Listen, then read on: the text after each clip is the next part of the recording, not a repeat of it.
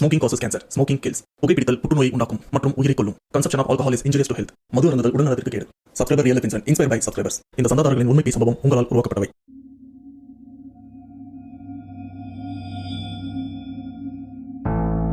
Hi வணக்கம், welcome to our channel back to rewind. Subscriber real life இன்சிடென்ட்ல இன்னைக்கு உங்களுக்காக தரமான பயங்கரமான ஒரு உண்மை சம்பவத்தோடு தான் வந்திருக்கேன். ஆனால் இதுக்கு முன்னாடி இந்த மாதிரி ஒரு உண்மை சம்பவத்தை மேபி படத்தில் தான் நீங்களும் கேள்விப்பட்டிருப்பீங்க, ஏன் நானும் அப்படி தான் கேள்விப்பட்டிருக்கேன். பட் ரியல் லைஃப்பில் இப்படிப்பட்ட ஒரு சம்பவம் நடந்தது அப்படின்னு தெரிஞ்ச உடனே அந்த சம்பவத்தை அப்படி எடுத்துட்டு உங்ககிட்ட வந்துட்டேன். அண்ட் கண்டிப்பாக என்னால் ஒன்லைன் ஸ்டோரியிலலாம் இந்த ஒரு சம்பவத்தை உங்களுக்கு எக்ஸ்பிளைன் பண்ண முடியாது. இந்த வாடகை வீட்டுக்கு போகிறவங்க தெரியாதனமாக ஒரு வாடகை வீட்டில் போயிட்டு அங்கே இருக்கிற பேய்கிட்ட மாட்டிப்பாங்க. ஆனால் இந்த இடத்துல ஒரு சொந்த வீடு வச்சிருக்கிற ஒரு நபருக்கு தான் நடந்திருக்கு. அதுவும் அந்த வீட்டுக்கு வாடகை விட்ட ஒரு குடும்பத்தால. அது என்ன ஏது அப்படின்னு ஒரு முழு விவரத்தோட தான் இன்னைக்கு நான் வந்திருக்கேன். பட் அதுக்கு முன்னாடி இந்த மாதிரி பேய் சம்பவம் உங்க லைஃப்ல நடந்திருக்கா? அப்படி நடந்ததுன்னா அது நீங்க என்கிட்ட ஷேர் பண்ணணும்னு நினைச்சீங்கன்னா டிஸ்பிளேல தெரியுற இந்த வாட்ஸ்அப் நம்பருக்கு உங்க லைஃப்ல நடந்த அந்த பேய் சம்பவத்தை ஒரு வாய்ஸ் நோட்டா எனக்கு நீங்க ஷேர் பண்ணுங்க. அப்படி நீங்க ஷேர் பண்ணது உண்மை சம்பவம் உண்மையில தெரியுங்க அதை நான் கண்டிப்பா நம்ம சேனல்ல போஸ்ட் பண்றேன். ஸோ ஒரு பேசாம வீடியோல போகலாம். நீங்க நம்ம சேனல் புதுசுனா மறக்காம சேனல் சப்ஸ்கிரைப் பண்ணுங்க, பெல் பட்டன் கிளிக் பண்ணுங்க. இப்போ நம்ம வீடியோல போகலாம்.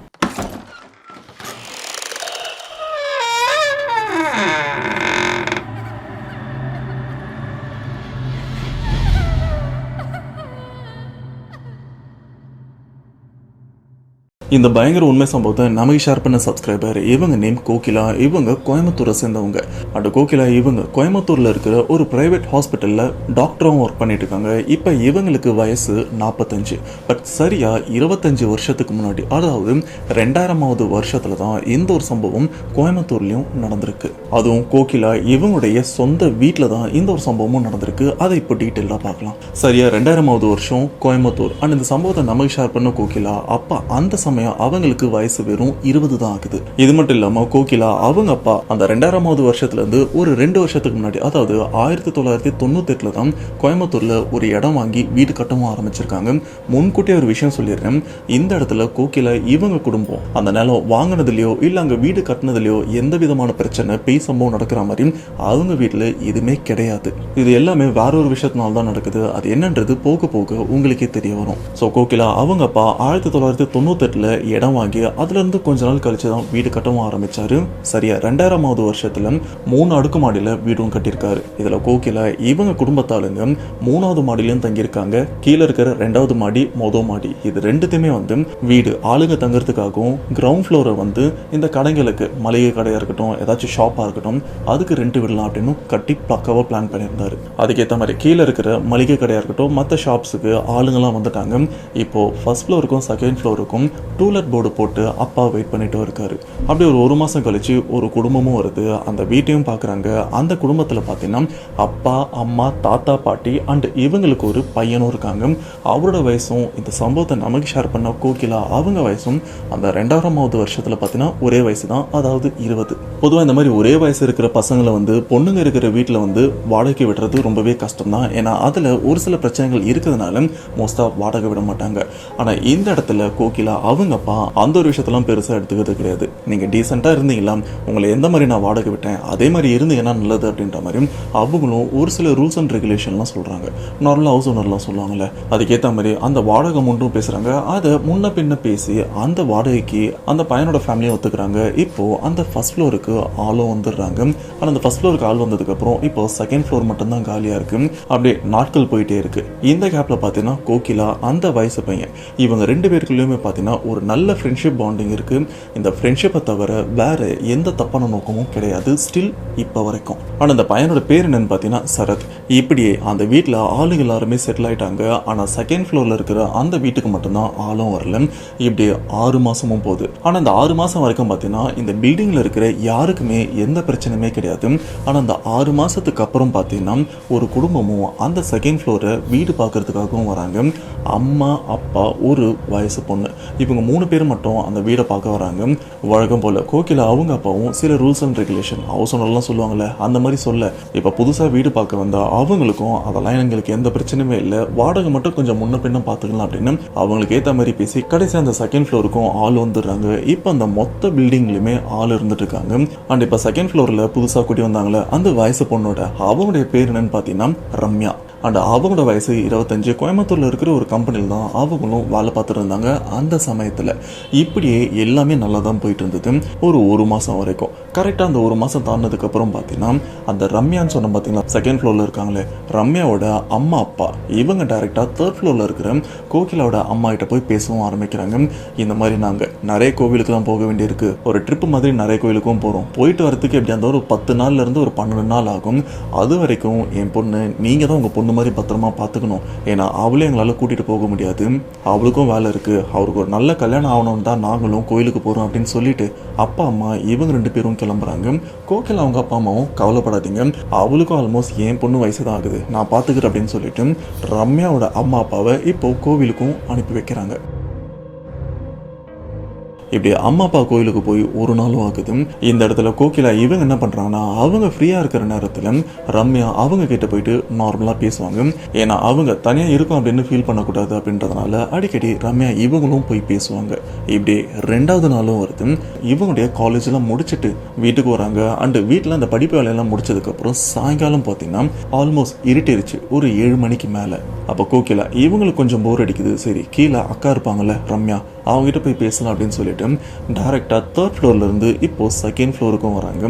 வந்து கதவை தட்டலான்னு பார்த்தா ரம்யா அவங்க ஃப்ளோரில் இருக்கிற அந்த கதவு லைட்டாக திறந்ததாக இருக்குது. அதாவது லாக் பண்ண மாதிரிலாம் இல்லை, லைட்டாக திறந்ததாக இருக்குது. ஸோ இதை பார்த்த கோகிலா இவங்களும் அப்படியெல்லாம் கதவை திறந்து போகக்கூடாது, கதவை தட்டிட்டு போகலாம் அப்படின்னு கதவையும் தட்டுறாங்க. ஆனால் கதவை தட்டினா எந்த ரெஸ்பான்ஸுமே இல்லை. லைட்டாக கதவை திறந்து அக்கா ரம்யாக்கா உள்ளே இருக்கீங்களா அப்படின்னு கோகிலா இவங்களும் கூப்பிட, ஆனால் உள்ளே இருந்து எந்த ரெஸ்பான்ஸுமே இல்லை. அதுக்கப்புறம் கோகிலா அந்த கதவை நல்லா திறந்துட்டு வாசலில் தான் நிற்கிறாங்க. வீட்டில் ஒரு சின்ன லைட்டு கூட எரியல, எல்லா லைட்டுமே ஆஃபில் தான் இருக்குது. சொல்லப்போனால் அந்த ஃப்ளோரில் மட்டும் கரண்ட்டு கட் ஆனால் எப்படி இருக்கும், இருட்டா அந்த மாதிரி இருக்கிறத பார்க்குறாங்க. என்ன வீட்டில் ஒரு லைட்டு கூட எரியல, ஒரு வேளை பவர் எதனா போயிருக்குமா அப்படின்னு இவங்களும் யோசிக்க, அப்போ இந்த வீட்டோட கார்னரில் பார்த்தீங்கன்னா ஒரு இடத்துல மட்டும் இந்த மெழுகுவத்தி ஏற்றி வச்ச மாதிரி இருக்கும். ஏன்னா அந்த வெளிச்சம் அப்படியே ஆடிச்சுன்னா அப்படி இருக்கும் மெழுகுவத்தி வெளிச்சம், அந்த மாதிரி இருக்கிறத கோகிலா இவங்களும் பார்க்குறாங்க. என்ன அந்த லாஸ்ட் ரூமில் மட்டும் இது நெருப்பு எரிகிற மாதிரி இருக்கே, மெழுகுவத்தி தான் இருக்கும் அப்படின்னு அப்படியே பொறுமையாக கோகிலா இவங்களும் ஒரு அடியாக எடுத்து வச்சு உள்ளேயும் போகிறாங்க. பட் ஒரு அடிக்கும் உள்ளே இருக்கிற ரம்யா அவங்களுடைய பேரை சொல்லி கூப்பிடுறாங்க, சத்தமாகவும் கூப்பிடுறாங்க. ஆனால் உண்மையிலேயே உள்ள ரம்யா இருக்காங்களா இல்லையா அப்படின்னு இவங்களுக்கே ஒரு டவுட் இருக்கு. பட் உள்ள அக்கா இல்லைன்னா எப்படி கதவு திறந்து இருக்கும் அப்படின்னு ஒரு சந்தேகத்தோட தான் கோகிலா இவங்களும் உள்ளே போகிறாங்க. இப்படியே கடைசி ரூமுக்கும் போகிறாங்க. கடைசி ரூமுக்கு போனதுக்கப்புறம் கோகிலா இவங்க பார்த்து பயங்கரமாக அதிர்ச்சி அடைகிறாங்க. ரம்யா அப்படின்னு சொல்லிட்டு அந்த இடத்த விட்டே ஓடுறாங்க கோகிலா. அப்படி அந்த இடத்துல கோகிலா இவங்க என்ன விஷயத்த பார்த்தாங்க அப்படின்னு பார்த்தீங்கன்னா ரம்யா அந்த வீட்டுக்குள்ளே அந்த வீட்டோட கார்னரில் மெழுகுவத்தி ஏற்றி வச்ச மாதிரி ஒரு வெளிச்சம் இருக்குன்னு சொன்னோம் பார்த்தீங்களா. ஆக்சுவலாக அந்த இடத்துல மெழுகுவத்தி தான் ஏற்றி வச்சுருக்காங்க. ஆனால் அந்த மெழுகுவத்தி ஏற்றி வைக்கிறதுக்கு முன்னாடியே அந்த இடத்துல இந்த ஸ்டார் ஷேப்பில் கோலம் போட்ட மாதிரியும் அதை சுற்றி ஒரு சர்க்கிள் போட்டு அதுக்கு மேலே ரம்யா இவங்களும் உட்காந்துட்டு இருக்காங்க. ரம்யா இவங்களுக்கு முன்னாடி ஒரு 3 மெழுகுவத்தி முக்கோண வடிவத்தில் பார்த்தீங்கன்னா 3 மெழுகுவத்தி வந்து ஏற்றி வச்சு அதுக்கு முன்னாடி ரம்யா இவங்களும் இது கையசைவுகள்லாம் வச்சு ஏதேதோ சொல்லிட்டே இருக்காங்க. ஆனால் உண்மையிலே என்ன பண்ணுறாங்கன்னு தெரியல. இதை பார்த்த கோகிலா இவங்களுக்கு ஒரு விதமான பயமும் ஏற்படுது. இது ஒரு வேளை இந்த பில்லி சூன்யமாக இருக்குமா அப்படின்னு அவங்களுக்கு ஒரு பயம் வந்து அந்த இடத்த விட்டு அலறி அடித்து வெளியில் போயிட்டு இப்போ ரம்யா இவங்க வீட்டு வாசலில் அந்த மெயின் கதவு இருக்குல்ல அந்த கதவுக்கு பக்கத்தில் இருந்து பயங்கரமாக மூச்சு வாங்கிட்டு இருக்காங்க. இப்போ இந்த இடத்துல ரம்யான்னு கத்தனதுக்கு அப்புறம் தான் இங்கே உட்காந்துட்டு இருக்கிற ரம்யா இவங்களுக்கு அப்படியே கண்ணை திறந்து யாரோ உள்ளே வந்திருக்காங்க, கோகிலாவோட சத்தம் மாதிரி இருக்கே அப்படின்னு அவங்களும் அங்கே பண்ணிட்டு இருந்த அந்த விஷயத்த அப்படியே போட்டுட்டு எந்திரிச்சு வெளியிலேயும் வராங்க. வெளியில் வந்து பார்த்தா அந்த இடத்துல கோகிலாவும் இருக்க, ஏ கோகிலா நீ எப்போ வந்த அப்படின்னு ஒரு மாதிரி, அதாவது இங்கே எதுவுமே நடக்காத மாதிரி கேட்க. ஆனால் கோகிலா இவங்களும் கோவத்தோட ரம்யாக்கா உள்ளே என்ன பண்ணிட்டு இருந்தீங்க என்ன அதெல்லாம் அப்படின்னு கொஞ்சம் கோவத்தோட கேட்க. ஆனால் ரம்யா இவங்களும் அந்த விஷயத்த மழுப்புற மாதிரி, என்னம்மா என்ன உளர்றேன், உள்ள நான் எதுவுமே பண்ணல, நான் பாட்டுன்னு மெழுகுவத்தி வெளிச்சத்தில் உட்காந்துட்டு இருந்தேன், என்னாச்சு ஏன் பயந்துருக்கு அப்படின்னு கேட்க. இல்லை நீங்கள் ஏதோ தப்பு பண்ணுற மாதிரி இருக்கு, இருட்டில் மெழுகுவத்தி ஏற்றி வச்சு என்ன பண்ணுறீங்க, எனக்கு என்னவோ தப்பாப்படுது, இருங்க எங்கள் அப்பா கிட்ட போய் சொல்கிறேன் அப்படின்னு இவங்களும் போகும்போதும் ரம்யா இவங்களும் என்ன பண்ணுறாங்கன்னா கோகிலாவோட கையை பிடிச்சி நிறுத்தி, ஏய் என்னாச்சு ஏன் லூஸ் மாதிரி பேசிட்டு அப்படின்னு கேட்க. இல்லை நீங்கள் உள்ளே ஏதோ பண்ணிட்டு இருந்தீங்கன்னு சொல்லும்போது ரம்யா நேக்காந்த ஒரு விஷயத்த மாற்றுறாங்க. ஓ, நான் அந்த மெழுகுவத்தி வெளிச்சத்தில் பண்ணிட்டு இருந்தது நீ சொல்றியா? அது ஒன்றுமே இல்லைம்மா, எனக்கு ஒர்க் ப்ரெஷர் ரொம்பவே அதிகமாக இருக்குது. அதனால் கூட வேலை செய்கிற ஆளுகிட்ட கேட்டேன், இந்த ப்ரெஷர் இந்த மன அழுத்தத்தெல்லாம் போக்குறதுக்கு ஏதாச்சும் வழி சொல்லுங்கன்னு. அப்போ அவங்க ஏதோ இந்த யோகா பயிற்சி மாதிரி சொன்னாங்க. அதுக்கு வீட்டில் லைட் எதுவுமே எரியக்கூடாதான், நம்ம முன்னாடி மெழுகுவத்தி ஏற்றி வச்சு அதுக்கு முன்னாடி இந்த கையசைவுகள்லாம் பண்ணி அவங்க ஒரு சில வார்த்தைகள்லாம் சொன்னாங்க. அதெல்லாம் சொல்லிட்டு இருந்தோம்மா. அதை சொன்னால் எனக்குள்ளே இருக்கிற மன அழுத்தம்லாம் போகும், ரொம்பவே டென்ஷனாக இருக்குது அப்படின்ற மாதிரி அப்படியே மூஞ்செல்லாம் மாற்றி லைக் எப்படின்னா உண்மையிலே நான் ப்ரெஷர் டென்ஷனில் இருக்கேன் அப்படின்ற மாதிரி ரம்யா அவங்களும் முகபாவனைகளை காட்டினதை அந்த சமயம் ரம்யா இவங்களும் பார்த்து உண்மையிலே நம்பிட்டாங்க. ஐயோ அக்கா, அப்போ உண்மையிலே நீங்கள் இதுதான் பண்ணிட்டு இருந்தீங்களா அப்படின்னு கோகிலா அவங்களே கேட்க, அட ஆமாம்மா, நான் பண்ணுறது பார்க்குறதுக்கு ஏதாச்சும் லூஸ் மாதிரி இருந்ததுதான்னு கேட்க, கோகிலா இவங்களும் இல்லைக்கா, ஆக்சுவலாக நீங்கள் என்ன பண்ணுறீங்கன்னு எனக்கு தெரியாது, ஆனால் நான் மெடிக்கல் ஃபீல்டு, நான் மெடிக்கல் பற்றி தான் நான் படிச்சுட்டு இருக்கேன். இந்த மாதிரி ஸ்ட்ரெஸ்லாம் போகிறதுக்கு நீங்கள் இந்த விதமான எக்ஸசைஸ் உடல் பயிற்சி நீங்கள் பண்ணீங்கனாலே சரியாயிரும். அதை விட்டுட்டு யாரோ லூஸ் மாதிரி சொல்லியிருக்காங்கன்னு இந்த விஷயத்தெல்லாம் பண்ணாதீங்க. திடீர்னு பார்க்கறதுக்கு எனக்கே பயமாக இருக்குது. வேறு யாராச்சும் பார்த்தாங்கன்னா சேம் இதே மாதிரி பயப்படுவாங்க. இதுக்கப்புறம் உங்களுக்கு மன அழுத்தம் இந்த ஸ்ட்ரெஸ்லாம் இருந்ததுன்னா நான் உங்களுக்கு கொஞ்சம் உடல் பயிற்சியெல்லாம் சொல்லித்தரேன், அதை பண்ணுங்க, சரியாக போகும்னு சொன்னதுக்கப்புறம் இப்போ ரம்யா இவங்களும் அப்படியே சிரிக்கிற மாதிரி, ஓ அப்படியாம்மா சரிம்மா அப்படின்னு சொல்லிட்டு ஒரு சில அந்த உடல் பயிற்சிக்கான டிப்ஸ் எல்லாம் வாங்கிட்டு இப்போ இந்த இடத்த விட்டு ரம்யா ரூம்குள்ளே போயிடுறாங்க. கோகிலா அவங்களும் அவங்க ஃப்ளோருக்கு போயிடுறாங்க. ஆனால் உண்மையிலே ரம்யா அந்த மெழுகுவத்தி வெளிச்சத்தில் என்ன பண்ணிட்டு இருந்தாங்க அப்படின்னு போக போக தான் நமக்கும் தெரிய வரும். இதே மாதிரி அடுத்த நாளும் வருது. வழக்கம் போல் கோகிலா இவங்களும் காலேஜெல்லாம் முடிச்சுட்டு வீட்டுக்கு வந்து அவங்க படிப்பு வேலையெல்லாம் முடிக்கிறாங்க. அன்னைக்கு மறுபடியும் அதே சாயங்கால வேலை போல் கோகிலா இவங்களுக்கும் போர் அடிக்குது. சரி அக்கா போய் பார்த்துட்டு வரலாம், தனியாக இருப்பாங்க அப்படின்னு சொல்லிட்டு மறுபடியும் செகண்ட் ஃப்ளோருக்கும் வராங்க. அண்டு வந்து இப்போ கதவை தட்டலான்னு பார்த்தா இப்போவும் நேற்று மாதிரியா அந்த கதவு கொஞ்சம் லைட்டாக திறந்தும் இருக்குது, லாக் பண்ணிலாம் வைக்கல. என்ன இவங்க எப்பவுமே கதவை சாத்த மாட்டுறாங்க அப்படின்னு சொல்லிட்டு இப்போ மறுபடியும் கதவை தட்டுறாங்க, ரம்யாக்கா ரம்யாக்கா அப்படின்னு. ஆனால் மறுபடியும் அந்த கதவை யாரோ திறக்கிற மாதிரியும் இல்லை. உடனே இவங்க என்ன பண்ணுறாங்கன்னா அந்த கதவை திறந்து பார்க்குறாங்க, டைரெக்டாக கதவை திறந்துடுறாங்க. நேற்று மாதிரியே இன்னைக்கும் அந்த வீடு ஃபுல்லாக இருட்டாக இருக்குது. ஆனால் அந்த கடைசி ரூமில் பார்த்தீங்கன்னா அதே போல் மெழுகுவத்தி எரிஞ்சிட்டு இருக்கு. அப்போ ரம்யா இவங்க யோசிக்கிற விஷயம், இவங்க என்னடா நேற்று நான் சொன்ன விஷயத்த பண்ணாமல் திரும்பவும் இதே விஷயத்த பண்ணுறாங்க போல இருக்குது அப்படின்னு. இப்போ ரம்யா டைரெக்டாக வீட்டுக்குள்ளெல்லாம் போல அங்கேருந்து கிளம்பி அவங்க வீட்டுக்கும் போயிடுறாங்க.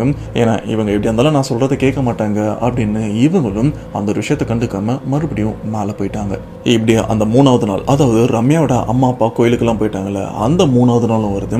அந்த நைட்டு நடுராத்திரி பார்த்தீங்கன்னா வழக்கம் போல எல்லாருமே தூங்கவும் போயிட்டாங்க. ஆனால் ரம்யா இவங்க என்ன பண்ணுறாங்கன்னா நடுராத்திரி உட்காந்து படிச்சுட்டும் இருக்காங்க. ஏன்னா அந்த சமயம் அவங்களுக்கு இந்த மெடிக்கல் எக்ஸாம் காலேஜில் ஏதோ நடந்துட்டு இருக்கு போல இருக்கு, அதுக்கு ப்ரிப்பேர் பண்ணிட்டும் இருக்காங்க. அண்ட் அந்த சமயம்லாம் பார்த்தீங்கன்னா இந்த லேண்ட்லைன் ஃபோன் தானே அதிகமாக இருந்துட்டு இருக்கு. அப்போ அந்த சமயம் கோகிலாவோட ஃப்ரெண்டு ஒருத்தவங்க கிளாஸ்மேட் ஒரு பையன் இந்த மாதிரி கோகிலா கிட்ட நோட்ஸ் வாங்குறதுக்காக இவங்களுக்கு ஃபோன் பண்ணியிருக்கான். இந்த சமயம் நான் ரிலேஷன் வீட்டிலேருந்து உங்கள் வீட்டு வழியாக தான் வருவேன், நடுராத்திரி தான் வருவேன், எனக்கு அந்த நோட்ஸ் மட்டும் கொடு அப்படின்னு கோகிலா கிட்ட சொல்ல, அந்த கோகிலா இவங்களும் அந்த நோட்ஸ் எல்லாத்தையுமே ரெடியாக எடுத்து வச்சுக்கிறாங்க. கரெக்டாக அந்த 11:30 மணிக்கு மேலே அவங்களும் மாடியிலேருந்து கீழே இறங்கியும் வராங்க.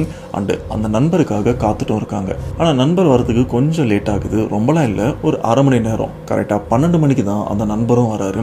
அவர் வந்ததுக்கப்புறம் அந்த நோட்ஸை வாங்கிட்டு அந்த நோட்ஸ் எல்லாமே கரெக்டாக இருக்கான்னு பார்த்துட்டு கோகிலாகிட்ட ஒரு சில டவுட்லாம் கேட்டிருக்காங்க. அண்ட் இதெல்லாம் முடிச்சதுக்கப்புறம் அந்த நண்பரும் அங்கேருந்து கிளம்பிடுறாரு.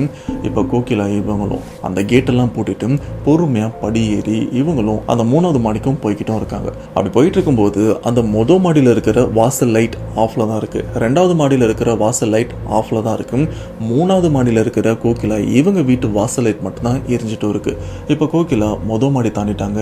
2வது மாடியை தாண்டி இவங்க மாடிக்கு அப்படி படிக்கட்டு ஏறும்போது பார்த்தீங்கன்னா ஏதோ ஒரு விஷயம் இவங்களுக்கு ஸ்ட்ரைக் ஆகிருக்கு. அப்படியே திரும்பி ரம்யா இருக்காங்கல்ல அவங்க வீட்டையும் பார்க்குறாங்க. பார்த்தா அந்த இருட்டுலேயும் அந்த கதவு லைட்டாக திறந்துருக்கிறது தெரியுது. அந்த கதவு எப்படி திறந்துருக்குன்னு தெரிஞ்சதுன்னு பார்த்தீங்கன்னா அந்த கதவுக்கு அந்த சைடில், அதாவது வீட்டுக்குள்ளே இந்த நெருப்பை வச்சு எரிச்சா ஒரு வெளிச்சம் வரும் பார்த்தீங்களா, இந்த கேப்லலாம் தெரியும்ல, அந்த மாதிரி தான் கோகிலா இவங்களும் பார்த்துருக்காங்க. என்ன இது வீட்டுக்குள்ளே ஏதோ எரியிற மாதிரி இருக்குது அப்படின்னு கோகிலா இவங்களும் பதட்டத்தில் என்ன பண்ணுறாங்கன்னா டைரெக்டாக போயிட்டு அந்த கதவை அப்படியே திறக்கிறாங்க. திறந்து பார்த்தா நடு வாசல்ல ரம்யா இவங்க தங்கியிருக்காங்களே செகண்ட் ஃப்ளோரில், அந்த வீட்டோட நடு வாசல்ல ஒரு சில பொருட்களை போட்டு எரிச்சிட்டும் இருக்காங்க. அந்த எரிக்கிற பொருட்களுக்கு முன்னாடி ரம்யா இவங்களும் இந்த அகோரிகள்லாம் காலை ஒரு மாதிரி யோகா பண்ணுற மாதிரி வச்சுட்டு தியானம் பண்ணுற மாதிரி உட்காந்துருப்பாங்கல்ல, அந்த மாதிரி உட்காந்துட்டும் இருக்காங்க. அண்ட் அவங்க நெத்தியில் பார்த்தீங்கன்னா சிகப்பு கலரில் ஏதோ பூசிருக்காங்க, ஆனால் குங்குமம் மட்டும் கிடையாது அப்படின்னு கோகிலா இவங்களும் அடித்து சொல்கிறாங்க. ஏன்னா இப்போ நார்மலாக குங்குமம் இப்படிலாம் பூசினா வெறும் அந்த ஷேப் மட்டும் தான் தெரியும், ஏதோ பவுடர் பூசிருக்காங்க அப்படின்னு. ஆனால் இந்த இடத்துல ரம்யா அவங்க நெத்தியில் பூசினா அந்த ஒரு விஷயம் அப்படியே வழியவும் ஆரம்பிக்குது. அந்த வழியறது ரத்தம் மாதிரியும் இருக்குது. மேபி நீங்கள் கூட நினைக்கலாம், எப்பா முன்னாடி எரியிறது நெருப்பு, நெருப்பு பக்கத்தில் ஒரு மனுஷன் உட்காந்துருந்தானா அவன் உடம்பு ஹீட் ஆகி ஆட்டோமேட்டிக்காக அவன் உடம்புல இருந்து வியர்வையெல்லாம் வருமே, அப்போ கண்டிப்பாக அது குங்குமமாக இருக்கிறதுக்கு வாய்ப்பு இருக்குல்ல அப்படின்னு நினைக்கலாம். எனக்கும் அதே டவுட்டு தான் இருந்தது. சேம் இதே டவுட்டோடு தான் கோகிலா அவங்ககிட்டையும் கேட்டேன். அப்போ கோகிலா சொன்ன விஷயம் கொஞ்சம் திக்குன்னு இருந்தது. அது என்னன்னா, ரம்யா இவங்க காலுக்கு பக்கத்துலேயே பார்த்தீங்கன்னா ஒரு கோழி கழுத்து அறுபட்டு அண்டு அதோட ரத்தம் அந்த இடத்துல கொஞ்சம் சிந்தன மாதிரியும் அண்ட் ஒரு சின்னதாக ஒரு கப்பில் பிடிச்சி வச்ச மாதிரியும் இருக்கு. அதில் ரம்யா இவங்களோட கையில் அந்த ரத்தக்கரை இருக்கிறதும் கிளியராக தெரிஞ்சதுனால தான் அது கண்டிப்பாக ரத்தம் தான் அப்படின்னு கோகிலா இவங்களும் அடித்து சொல்லியிருக்காங்க. இப்போ இவ்வளோ விஷயத்த பார்த்ததுக்கப்புறம் கோகிலா இவங்க பயத்தில் ஆடாமாசியாம அப்படியே உறைஞ்சி போய் நிற்கிறாங்க. என்னடா நடக்குது அப்படின்ற மாதிரி. ஆனால் இப்போ ரம்யா இவங்களுக்கு முன்னாடி இந்த ஹவுஸ் ஓனரான கோகிலா இவங்க தான் நிற்கிறாங்க, இவங்க பார்த்துட்டாங்க அப்படின்ற ஒரு விஷயம் கூட தெரியாமல் ரம்யா இவங்களும் ஒரு வார்த்தைகள் ஏதோ மந்திர வார்த்தைகள் மாதிரி இருந்ததாக சொல்கிறாங்க. அதெல்லாம் சொல்லிட்டும் இருக்காங்க. இதை பார்த்த கோகிலா இவங்களும் அப்படியே அந்த இடத்த விட்டு நைஸாக எஸ்கேப் ஆகி டைரெக்டாக தேர்ட் ஃப்ளோருக்கு அவங்க வீட்டுக்கும் போயிடுறாங்க. போயிட்டு தூங்கிட்டு இருக்கிற அப்பாவை எழுப்புறாங்க. அப்பா அப்பா எழுந்துரு எழுந்துரு அப்படின்னு. அவரும் தூக்கத்தில் என்னம்மா அப்படின்னு எந்திரிச்சான். ரம்யா இங்கே நடந்த விஷயத்த எல்லாத்தையுமே சொல்கிறாங்க. ஆனால் இதுக்கு அப்பா சொன்ன டைலாக் என்ன தெரியுமா, அட நீ என்னம்மா லூசு மாதிரி பேசிட்டு இருக்க, அவங்க குடும்பமே ஏதோ கோயில் கோலன்னு அலைஞ்சிட்டு இருக்காங்க, அதுக்கேற்ற மாதிரி பாவம் அந்த பொண்ணும் ஏதோ சாமி கும்பிட்ற மாதிரி ஏதோ ஒரு விஷயம் பண்ணது போல இருக்கு, அதை நடுராத்திரி நீ பார்த்து பயந்துருக்க, மற்றபடி அதெல்லாம் ஒன்றும் இல்லை, பாவம் அந்த பொண்ணு சாமி தான் கும்பிட்டு இருக்கோம், நீ எதுக்கு அங்கே போன, மற்றவங்க வீட்டில் எதுக்கு நீ எட்டி பார்க்குற அப்படின்னு அப்பா கோகிலா இவங்களை பயங்கரமாக திட்டுறாங்க. பட் என்னதான் இருந்தாலும் அந்த வீட்டில் ஏதோ தப்பு நடக்கிற மாதிரி கோகிலா இவங்களுக்கு மட்டும்தான் ஃபீல் ஆகுது. வேற யாருக்கும் அப்பாவுக்கும் சரி அம்மாக்கும் சரி யாருக்குமே அந்த ஒரு விஷயம் ஃபீல் ஆகலை. இந்த ஒரு சம்பவத்துக்கு அப்புறம் பார்த்தீங்கன்னா கோகிலா கீழ் ஃப்ளோரில் இருக்கிற ரம்யா அவங்க கிட்ட பேசுறதுக்கு கூட பயப்படுறாங்க, ஏன் பார்க்கறதுக்கு கூட பயப்படுறாங்க. ஏன்னா கடந்த 2-3 நாளாக அவங்க பண்ணுற விஷயம் சரியே இல்லை. இந்த ஒரு விஷயத்த பார்க்கறதுக்கு ரம்யா இவங்களுக்கு ஒரு விதமான பயத்தை ஏற்படுத்துது.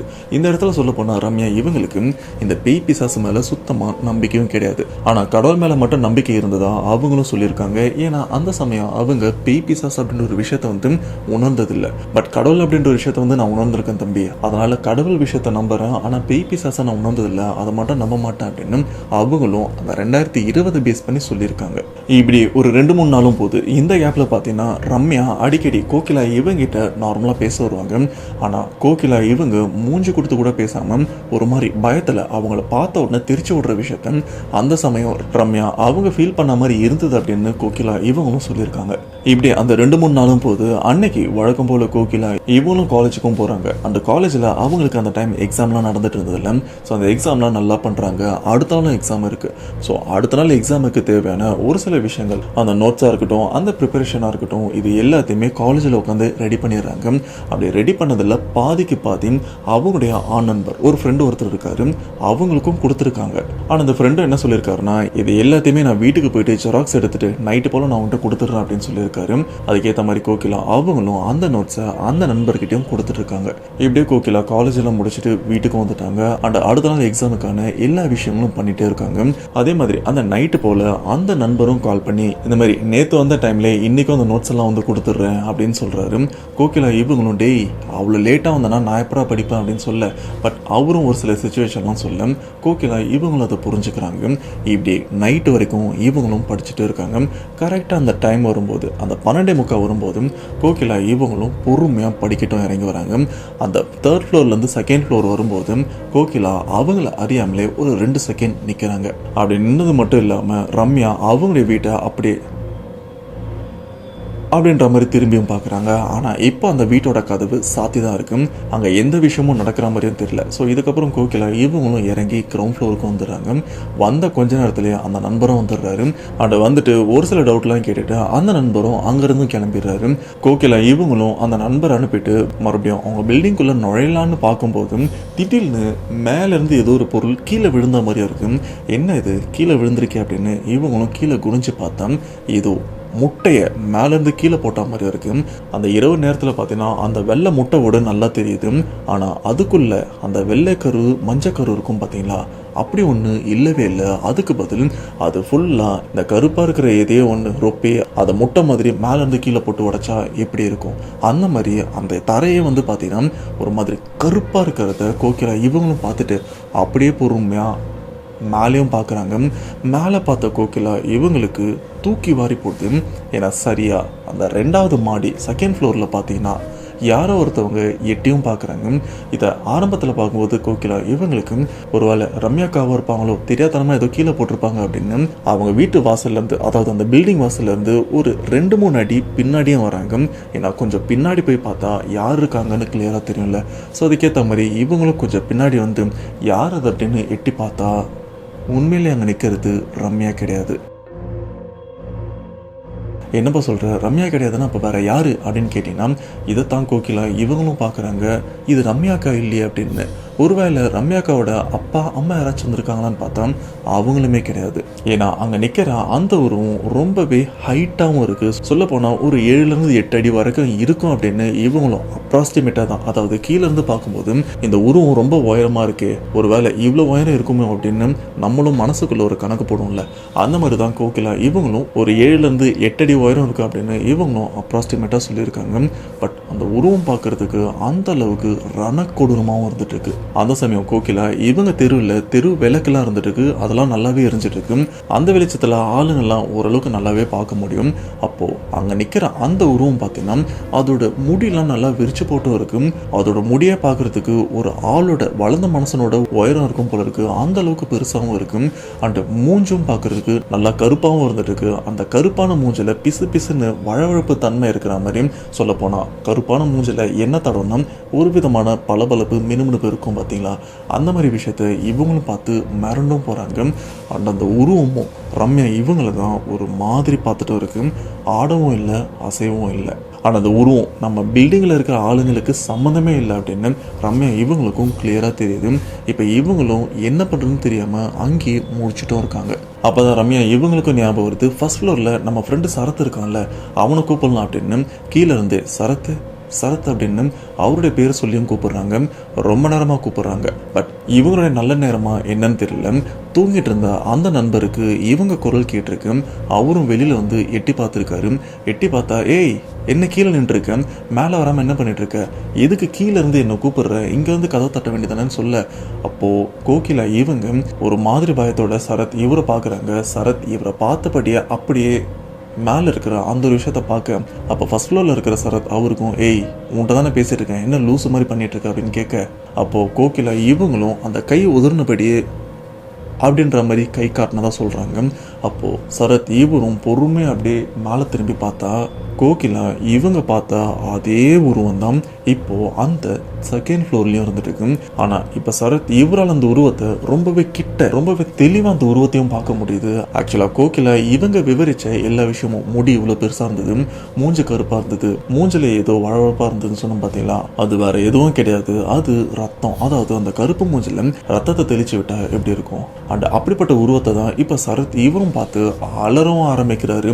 இவர் கத்தில் அந்த ஓவரால் பில்டிங்கில் இருக்கிற எல்லாருமே எந்திரிச்சிட்டாங்க. ஈவன் 3rd ஃப்ளோரில் இருக்கிற கோகிலாவோட அம்மா அப்பாவும் எந்திரிச்சிட்டாங்க. ஆனால் சரத் இவர் கத்துற வரைக்கும் கூட அங்கே இருக்கிற அந்த உருவம் இவங்களை தான் இப்படி எட்டி பார்த்துட்டு இருந்திருக்கு. பட் அந்தந்த வீட்டில் லைட் எரிஞ்சதுக்கப்புறம் பார்த்தீங்கன்னா அந்த உருவம் அப்படியே இப்படி எட்டி பார்த்ததுலேருந்து அப்படியே பின்வாங்கி ரம்யா அவங்க இருக்கிற வீட்டுக்குள்ளே போன மாதிரி, உண்மையிலே அந்த வீட்டுக்குள்ளே போச்சான்னு தெரியல, பட் அப்படி போன மாதிரி நகர்ந்துருக்கு. அதுக்கப்புறம் அந்த உருவத்தை இவங்களாலையும் பார்க்க முடியல. இப்போ 3rd ஃப்ளோர்லேருந்து கோகிலாவோட அம்மா அப்பாவாக இருக்கட்டும், ஃபர்ஸ்ட் ஃப்ளோர்லேருந்து சரத்தோட அம்மா அப்பா பாட்டி எல்லாருமே வெளியில் வந்து, ஏய் என்னராச்சு ஏன் கத்துற அப்படின்னு கேட்க, ரெண்டு பேருமே இந்த இடத்துல வாயடைச்சு போய் நிற்கிறாங்க, என்ன சொல்றதுன்னு தெரியாம. இப்போ தேர்ட் ஃப்ளோர்ல இருக்கிற கோகிலோட அப்பா அம்மா அவங்களும் இறங்கி ஃபர்ஸ்ட் ஃப்ளோருக்கு வந்துடுறாங்க. கோகிலா இவங்களும் ஃபர்ஸ்ட் ஃப்ளோருக்கும் போயிடுறாங்க. இப்போ எல்லாருமே சரத் அவங்க வீட்டுக்குள்ள போயிட்டு என்ன பாச்சு, ஏன் அலர்னா, என்ன பிரச்சனை அப்படின்னு கோகிலோட அம்மா அப்பாவும் கேட்க, அண்ட் வீட்டில் இருக்கிற அம்மா அப்பாவும் கேட்க, அப்போ ரெண்டு பேருமே ஒருத்தர் மூஞ்ச பார்த்து பயத்தை எப்படி கன்வே பண்றதுன்னு தெரியல, அப்படியே கை கால்லாம் நடுங்க உட்காந்துட்டும் இருக்காங்க. அப்போ அந்த வீட்டில் இருக்கிற பாட்டி, சரத்தோட பாட்டி என்ன பண்றாங்க, இல்ல பசங்க எதையோ பார்த்து பயந்துருக்காங்க போல இருக்கு, என்ன பாச்சு, பாட்டி நான் இருக்கேன்ல, சொல்லு, ஏதோ இருந்தாலும் நான் பார்த்துக்கிறேன் அப்படின்னு பாட்டி கொஞ்சம் தைரியம் கொடுத்ததுக்கு அப்புறம் தான் சரத் இவரும் சொல்றாரு, அது என்னன்னா அந்த செகண்ட் ஃப்ளோரில் ஒருத்தவங்க இருக்காங்கல்ல ரம்யா அப்படின்னு, அவங்க வீட்டுக்கிட்ட ஏதோ ஒரு உருவம் எட்டி பார்த்தது, அதோட மூஞ்சி முடியெல்லாம் இப்படி இருந்தது, மூஞ்சி ஃபுல்லாக ரத்தமாக இருந்தது அப்படின்னு சரத் இவரும் சொல்ல, அப்போது அந்த வீட்டில் இருக்கிறவங்க, அட நீ என்னப்பா எதையோ பார்த்துட்டு வளர்ற, மேபி அந்த பொண்ணு கூட எட்டி பார்த்துருக்கலாம்ல அப்படின்னு சொல்ல, இப்போ வரைக்கும் இங்கே இருக்கிற யாருமே அந்த ஒரு விஷயத்த நம்பலை. ஆனால் ரம்யா இவங்களும் இல்லை, ஃபஸ்ட்டு அந்த உருவத்தை நான் தான் பார்த்தேன், அந்த உருவத்தை நான் பார்த்த பயத்தில் தான் நான் சரத்தையும் உதவி கூப்பிட்டேன், எனக்காக தான் அவனும் எந்திரிச்சு வந்தான், அண்ட் அவனும் அந்த உருவத்தை பார்த்தான், ஆனால் முதல்ல பார்த்தது நான் தான் அப்படின்னு சொன்னதுக்கப்புறம் தான் வீட்டில் இருக்கிறவங்கள என்னம்மா சொல்கிற, என்னாச்சு, உண்மையிலேயே உருவத்தை பார்த்தேன் அப்படின்னு கேட்கும்போது இவங்களும் ஆமான்னு சொல்கிறாங்க. இது மட்டும் இல்லாமல் கோகிலா இவங்களும், நான் ஆரம்பத்துலேருந்து சொல்லிருந்தேன் அந்த பொண்ணு ஏதோ பண்ணுது, தயவு செஞ்சு வாங்க அந்த பொண்ணு வீட்டுக்கு போய் பார்க்கலாம் அப்படின்னு சொல்லி இப்போ எல்லாருமே செகண்ட் ஃப்ளோருக்கும் போகிறாங்க. போயிட்டு ரம்யாவோட வீட்டு கதவையும் தட்டுறாங்க. இப்படி கதவை தட்டினதுக்கப்புறம் தூங்கிட்டு இருந்த ரம்யா இவங்களும் எந்திரிச்சு வந்து அப்படியே எல்லாருமே வீட்டு முன்னாடி இருக்கிறத பார்த்து, என்னங்க அங்கிள் என்னாச்சு அப்படின்னு கேட்க, இல்லைம்மா இதுக்கு முன்னாடி உன் வீட்டுக்கு யாராச்சும் வந்தாங்களா, இல்லை உங்கள் வீட்டில் அப்பா அம்மா வந்துட்டாங்களா அப்படின்னு கேட்க, இல்லை அங்கிள் நான் மட்டும் தான் தனியாக இருக்கேன் அப்படின்னு சொல்ல, அப்போ கோகிலாவும் அந்த பொண்ணோட மனசு புண்படக்கூடாது அப்படின்றதுக்காக, இல்லைம்மா இந்த பக்கம் யாரோ வந்ததா பசங்க பார்த்ததா சொன்னாங்க, நீயும் தனியாக இருக்க, பாவம் உனக்கு எதுவும் ஆகக்கூடாதுன்னு தான் நாங்கள் வந்தோம், மற்றபடி யாரும் வரல, இன்கேஸ் உனக்கு யாராச்சும் தெரிஞ்சவங்க வந்திருந்தா கூட நீங்கள் சொல்லுங்கள் அப்படின்னு சொல்ல, பட் ரம்யா யாருமே வரல அப்படின்னு தான் சொல்கிறாங்க.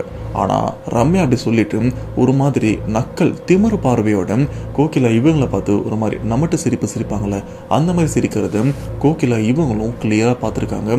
இவ தான் ஏதோ பிளான் பண்ணுறா அப்படின்னு அவங்களுக்கும் லைட்டாக டவுட் இருந்திருக்கு. அப்போ கோகிலா அவங்க அப்போ சரிம்மா உள்ளே வரலாமா அப்படின்னு கேட்க, வாங்க அங்கிள் அப்படின்னு எல்லாருமே உள்ளே வர வைக்கிறாங்க. உள்ளே போய் பார்த்ததுக்கப்புறம் அந்த வீடு சாதாரணமாக ஆளுங்களாக இருந்தாங்கன்னா எப்படி இருக்கும், எல்லா பொருளும் அடுக்கி வச்ச மாதிரி ரூம் கிளீனாக, அதே மாதிரி தான் அந்த வீடும் ரொம்பவே கிளீனாக இருக்குது, ரொம்பவே நீட்டாக இருக்குது. இதை பார்த்தா கோகிலா இவங்க அப்பாவும் இந்த வீட்டில் எந்த சந்தேகமும் வரலையே, சரி நம்ம கிளம்பலான்னு சொல்லிட்டு எல்லாருமே அங்கேருந்தும் கிளம்பிடுறாங்க. பட் கோகிலா இவங்க மட்டும் ரம்யா அவங்கள ஒரு மாதிரி நீ என்னைக்காச்சும் என்கிட்ட மாட்டுவா அப்படின்ற மாதிரி தான் இவங்களும் ஒரு மாதிரி பார்வையில் பார்த்துட்டு அந்த வீட்டை விட்டும் வெளியில் வராங்க. இதுக்கப்புறம் எல்லாருமே அவங்கவுங்க வீட்டுக்கு போயிட்டு தூங்கலாம் அப்படின்னு படுத்துட்டு இருக்காங்க. இப்படி அந்த இரவும் எந்த பிரச்சனையுமே இல்லாமல் போகுது. அடுத்த நாள் எக்ஸாமும் போனல, ஸோ கோகிலா இவங்களும் போய் எக்ஸாம் எழுதலாம் அப்படின்னு காலேஜுக்கும் போகிறாங்க. அப்போது கோகிலாவோட நண்பர் ஒருத்தர் அந்த நோட்ஸ் எல்லாம் வாங்குவார்ல, நடுராத்திரி வந்து கொடுப்பாரு, அந்த நண்பரை பார்க்கறதுக்கு ஒரு மாதிரி பேய் அரைஞ்ச மாதிரி மூஞ்செல்லாம் ஒரு மாதிரி இருக்கு. டேய் என்னடா ஆச்சு, ஏன் ஒரு மாதிரி இருக்கு அப்படின்னு கோகிலா இவங்களும் கேட்க, பட் கோகிலாவை பார்க்கறதுக்கே அந்த நண்பர் கொஞ்சம் பயப்படுறாரு. ஆனால் கோகிலா இவங்களும் டே என்னாச்சு, ஏன் ஒரு மாதிரி இருக்கு, ஒழுங்காக படிக்கலையா அப்படின்னு கேட்க, அப்போது அந்த நண்பர் கோகிலாவை தனியாக கூப்பிட்டு போகிறாரு. அப்படி தனியாக கூப்பிட்டு போயிட்டு அவருக்கு நடந்த ஒரு சம்பவத்தையும் சொல்கிறாரு. அது என்னன்னா, இல்லை கோகிலா நேற்று நைட்டு நான் அந்த நோட்ஸ் கொடுக்கறதுக்காக உங்கள் வீட்டுக்கு வந்தேன்னா வந்து டவுட்லாம் கேட்டு போனேன்ல, அப்போ நான் எங்கள் வீட்டுக்கு கிளம்பலாம் அப்படின்னு உங்கள் வீட்டிலேருந்து கிளம்பி கொஞ்சம் தூரமும் போனேன். அப்படி போனதுக்கப்புறம் எனக்கும் ஐயோ இந்த செம்ம கேட்க மறந்துட்டேனே அப்படின்னு அப்போ தான் எனக்கும் ஞாபகம் வந்தது. வண்டியை நிறுத்திட்டு நானும் உங்கள் வீட்டை திரும்பி பார்த்தேன், திரும்பி வந்து உங்கள்கிட்ட டவுட்டு கேட்கலாமா அப்படின்னு. பட் அதுக்குள்ளே நீ மேலே போயிட்டுருப்ப அப்படின்னு நினச்சேன். அப்போது எதிர்ச்சியாக உன் வீட்டை பார்த்துட்டு இருக்கும்போது உன் வீட்டோட 2வது மாடியில் ரொம்பவே ஹைட்டான ஒரு லேடி யாரும் நின்றுருந்தாங்க. தூரத்துலேருந்து பார்க்குறதுக்கு அவங்க மூடியெல்லாம் நல்லா விரிச்சு போட்டிருந்தாங்க.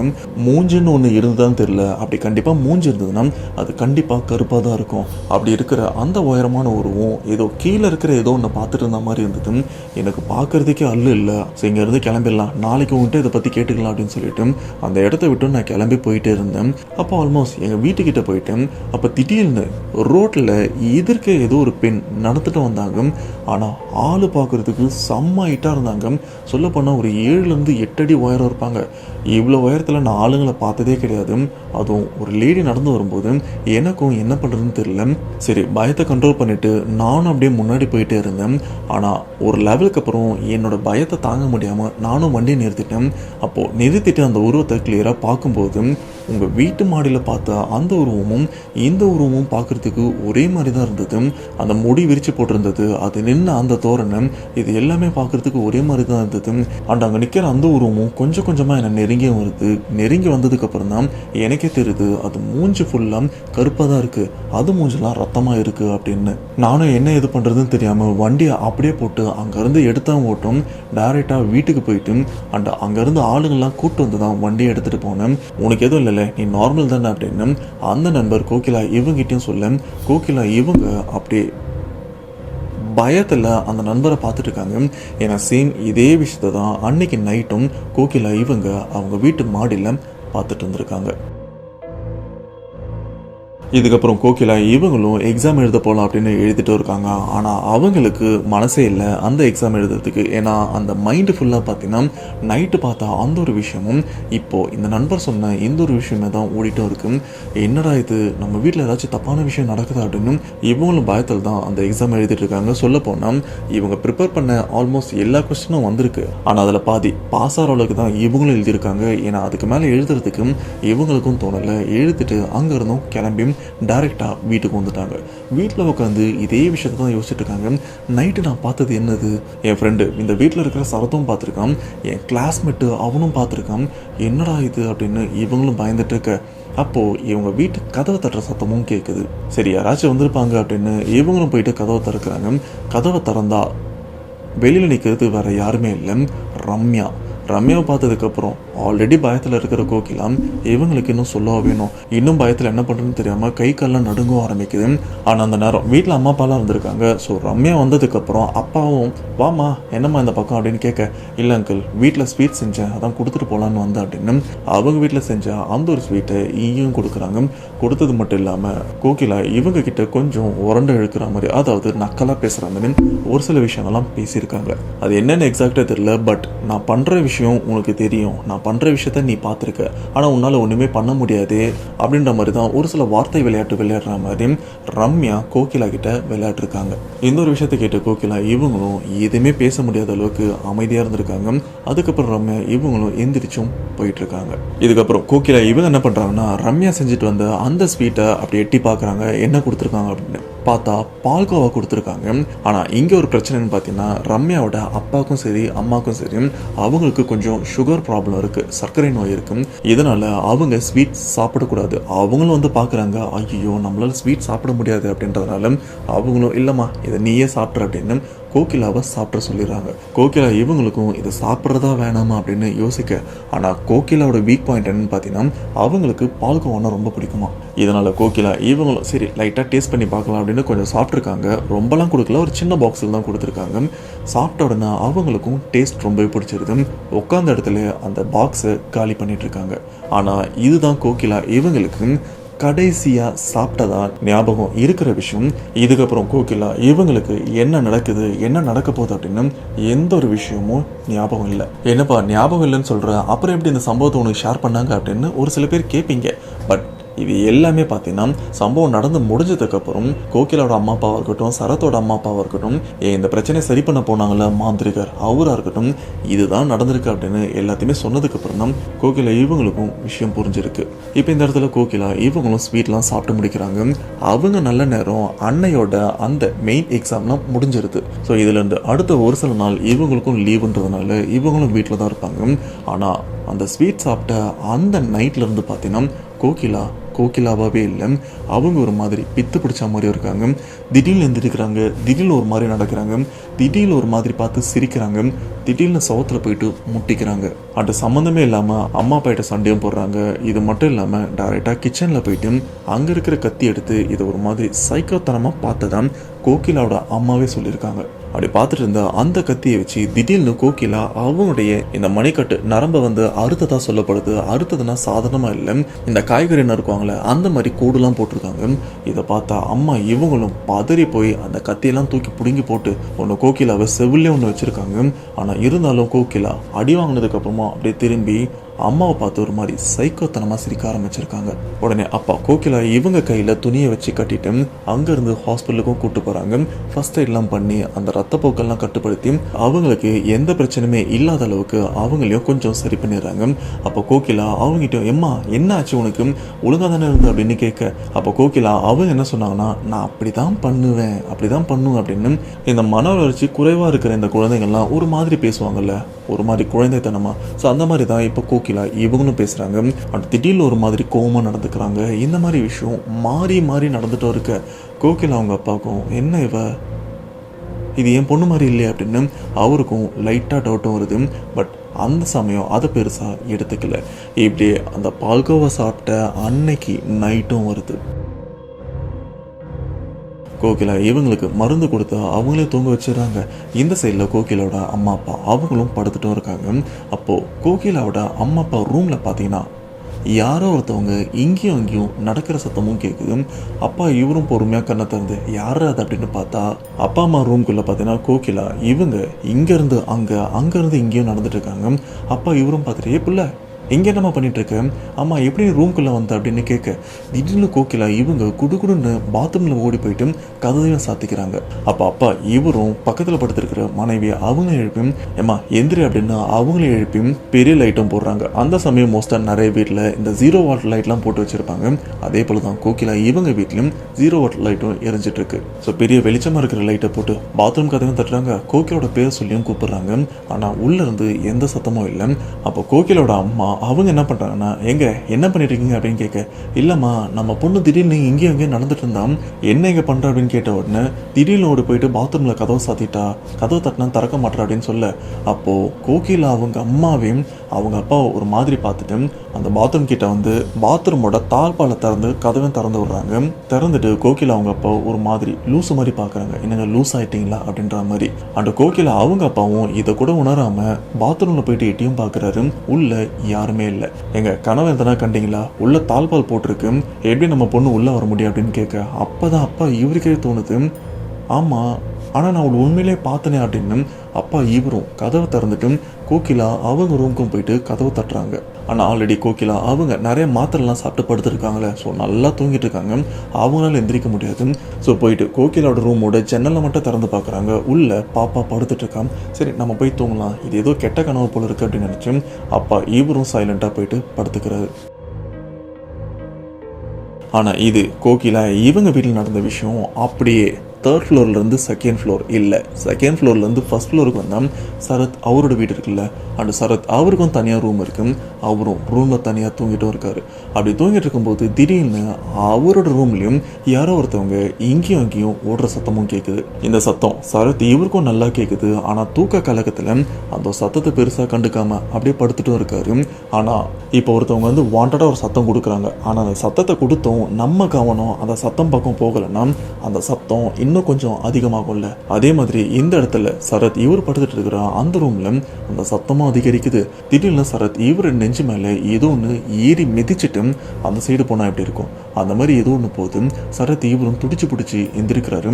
எந்திரிச்சு பார்த்தா அவரோட ரூம்லேயும் 0 வாட் லைட்டும் எரிஞ்சிட்டு இருக்கு. ஸோ இந்த வெளிச்சத்தில் பார்க்கும்போது ஏதோ ஒரு பொண்ணு இங்கேயும் அங்கேயும் ஓடிட்டே இருக்கு அப்படின்னு இவரும் பார்த்து பயத்தில் கத்தவும் ஆரம்பிக்கிறாரு. ஆனால் கத்துறதுக்கு ஒரு செகண்ட் முன்னாடி அவரும் ஃபீல் பண்ண விஷயம், இது கோகிலா மாதிரி இருக்கு, இவ எப்படி என் ரூம்குள்ளே வந்தா அப்படின்னு இவரும் அதுக்கப்புறம் தான் பயத்தில் கத்துறாரு.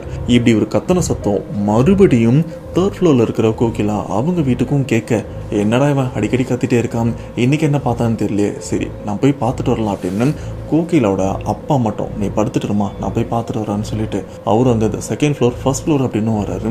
பார்த்தா சரத் அவர் வீட்டில் லைட்லாம் எரிஞ்சிட்டு இருக்கு. சரத் அவரை சமாதானப்படுத்திட்டு இருக்காங்க.